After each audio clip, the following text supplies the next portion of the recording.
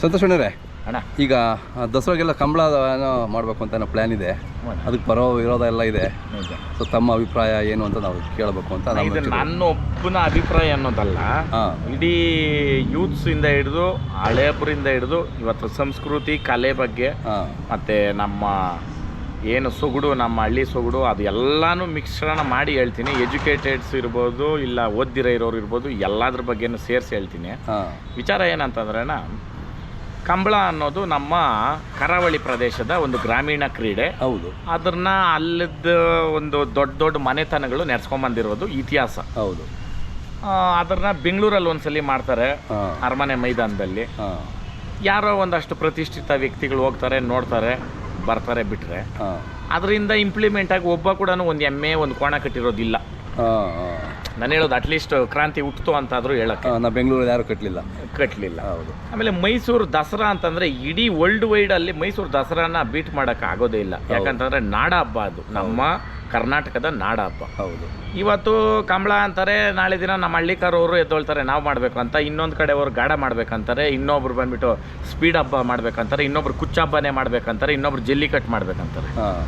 ಅಲ್ಲ, ಅರ್ಥ ಮಾಡ್ಕೊಳ್ರಿ. ಹೌದೌದು. ಇಲ್ಲಿ ವಿಚಾರ ಏನಂತಂದ್ರೆ, ದಸರಾ ಅಂದಿದ ತಕ್ಷಣ ಅಲ್ಲಿ ಎಲ್ಲ ಜಿಲ್ಲೆಗಳ ಕಲಾ ತಂಡಗಳು ಬರ್ತವೆ. ಆಯಾ ಜಿಲ್ಲೆನ ಏನಂತೀರಾ ಅದ್ರದ್ದು ರೆಪ್ರೆಸೆಂಟ್ ಮಾಡಿ ಅದ್ರದ್ದು ಕಲಾ ತಂಡಗಳು ನಡೀತದೆ. ಹೌದು. ಹಂಗಿರ್ಬೇಕಾದ್ರೆ ಇದೇ ಕಂಬಳದ್ದು ಒಂದು ಪ್ರತಿಮೆ ಮಾಡಿ ಅದನ್ನ ನೆಡ್ಸ್ಕೊಂಡು ಹೋಗ್ಬೋದಲ್ಲ. ಹೌದೌದು. ಕರೆಕ್ಟ್ ಅಣ್ಣ. ಇಲ್ಲಿ ಏನೋ ಮಾಡೋಕ್ಕೋಗಿ ಏನೋ ಆಗೋಗ್ತೈತೆ, ಏನೋ ಆಗ್ತೈತೆ.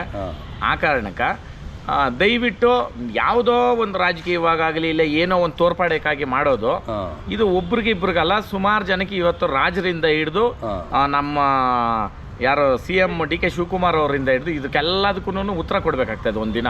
ಯಾಕಂದ್ರೆ ಅವ್ರು ಕೊಟ್ರೆ ನಮ್ಗೆ ಯಾಕೆ ಕೊಡಿಲ್ಲ ಅಂತ ಕೇಳೋದು ಬಂದೇ ಬರ್ತದೆ. ಅದು ಯಾಕಂದ್ರೆ ನಾಗರಿಕರು ಅಂದ ತಕ್ಷಣ ಎಲ್ಲರೂ ಒಂದೇ ಸಮಾನರು. ಕರೆಕ್ಟ್ ಅಣ್ಣ. ಇದು ಏನು ಉದ್ದೇಶ ಇಟ್ಕೊಂಡು ಮಾಡ್ತಾವ್ರ ಅಂತ ನನಗಂತೂ ಇದು ಒಂದರಷ್ಟು ಸೆನ್ಸಬಲ್ ಅನಿಸ್ತಾ ಇಲ್ಲ. ಇಂಥ ಬರಗಾಲ ಬರೋ ಸೂಚನೆಗಳು ಕೊಡ್ತಾ ಐತೆ ಮಳೆದೇವ್ರು.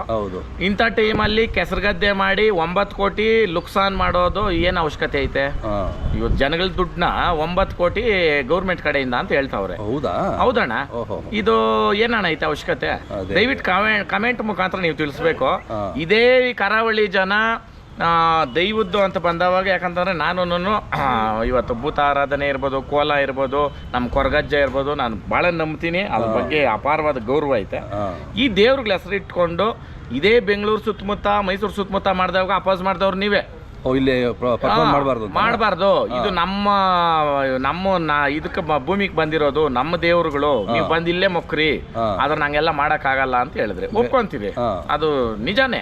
ಯಾಕಂದ್ರೆ ಬೆಂಗಳೂರು ಕಾರ್ಗ ಬೆಂಗಳೂರಲ್ಲಿ ನಡೆದ್ರೇನೆ ಅದು ಬೆಂಗಳೂರು ಕಾರ್ಗ. ಅದನ್ನ ತಕೊಂಡೋಗಿ ಮೈಸೂರಲ್ಲಿ ಇಲ್ಲ ಇನ್ನೊಂದು ಚಿತ್ರದುರ್ಗದಲ್ಲಿ ಮಾಡಕ್ ಆಗಲ್ಲ. ಕರೆಕ್ಟ್ ಅಣ್ಣ. ಆ ಕಾರಣಕ್ಕೆ ನಿಮ್ದು ನೀವೇನ್ ಮಾಡ್ಕೊಂಡಿದ್ದೀರಾ ಅದು ಅಲ್ಲಿದ್ರೇನೆ ಅದು ಚಂದ. ದಯವಿಟ್ಟು ಹೌದಣ್ಣ. ಇವಾಗ ನಾವ್ ಇಲ್ಲಿಂದ ಬರ್ತಿರಲ್ಲ ನೋಡೋದಕ್ಕ, ಅದಕ್ಕೊಂದು ಇದೈತೆ. ಮೈಸೂರಲ್ಲಿ ಮಾಡಿ ಯಾರು ಎಷ್ಟು ಜನ ಕಟ್ತಾರೆ ಕೋಣಗಳನ್ನ ಅಲ್ವಾ? ಆಮೇಲೆ ಒಂದಲ್ಲ ಒಂದ್ ರೀತಿನಲ್ಲಿ ಅದನ್ನು ಒಂದ್ ಕಡೆ ಜೂಜ್ ಕಡೆ ಹೋಗೋಕ ಅದು ಆಸ್ಪದ. ಇವಾಗ ಅಲ್ಲಿ ಬರ್ತಕ್ಕಂಥ ಟೂರಿಸ್ಟ್ಗಳು ಅದ್ರ ಮೇಲೆ ಕಟ್ತಾರೆ A B ಅಂತಿದ್ರೆ ಸಾಕಣ ಅಲ್ವಾ? ಆಮೇಲೆ ಬಾಯಿ ತಪ್ಪಿ ಕೂಡ ನಾನು ಹೇಳಲ್ಲ ದಸರಾನಲ್ಲಿ ನಾವು ಹಳ್ಳಿಕಾರ ರೇಸ್ ಮಾಡ್ಬೇಕಂತ, ಅವೆಲ್ಲ ಆಗದಿದ್ ಮಾತು ಮಾಡಬಾರ್ದು. ಅದು ಯಾಕಂತಂದ್ರೆ ಆ ಚಾಮುಂಡೇಶ್ವರಿ ತಾಯಿಗೆ ನಾವು ಭಕ್ತರಾಗಿರೋವಾಗ ಆ ತಾಯಿ ಆಶೀರ್ವಾದ ಪಡ್ಕೊಬೇಕು. ಈ ತರ ನಮ್ಮ ಸ್ವಾರ್ಥಕ್ಕೋಸ್ಕರ ನಮ್ಮದೇನೋ ತೋರಿಸ್ಬೇಕಂತ ಅಂದ್ಬಿಟ್ಟು ಅಲ್ಲದ ಹಾಳು ಮಾಡೋದು ಅವಶ್ಯಕತೆ ಇಲ್ಲ. ಮೈಸೂರು ಸೆಂಟರ್ ಆಫ್ ಸಿಟಿನಲ್ಲಿ ಎಲ್ಲಾನ ಮಾಡಕ್ ಸಾಧ್ಯ ಕಂಬಳ? ಎಲ್ಲಾದ್ರೂ ಹೊರಗಡೆ ಮಾಡಬೇಕು. ಆ ಹೊರಗಡೆ ಮಾಡೋದು ನಿಮ್ದೇ ಇದ್ರಲ್ಲಿ ಮಾಡ್ಕೊಳ್ರಿ ಅಲ್ವಾ? ದಯವಿಟ್ಟು ಕೈ ಎತ್ತು ಮುಗಿತೀನಿ.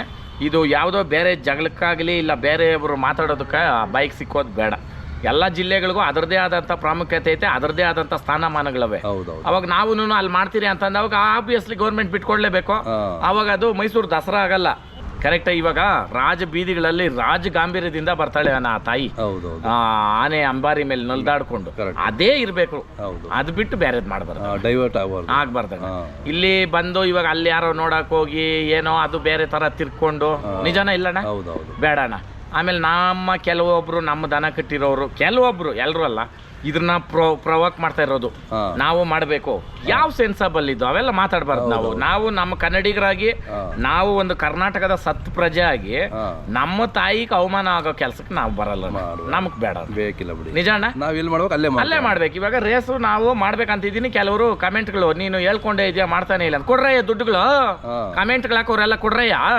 ಎಷ್ಟೆಷ್ಟು ಕೊಟ್ಟಿದ್ದೀರಯ್ಯ ನೀವೆಲ್ಲಾನು? ಕಮೆಂಟ್ ಮಾತ್ರ ಹಾಕಕ್ ಗಣಸ್ರಲ್ಲ.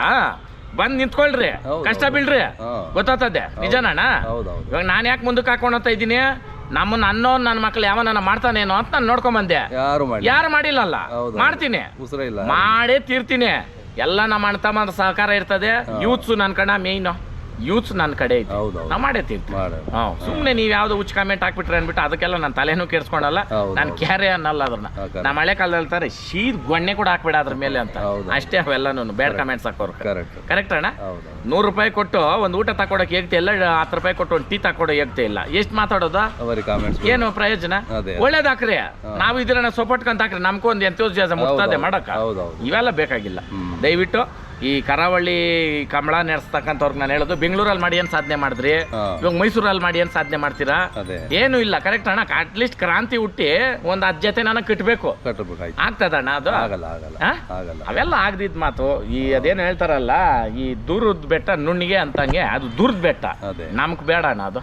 ನಾವು ಆಮೇಲೆ ಹಂಗಂತ ಅಂದ್ಬಿಟ್ಟು ನಮ್ಮ ಹಳ್ಳಿಕಾರ್ ಮೈಸೂರಲ್ಲಿ ಮಾಡ್ಬೇಕಂತ ಕೂಡ ನಮ್ಗಿಲ್ಲಣ್ಣ.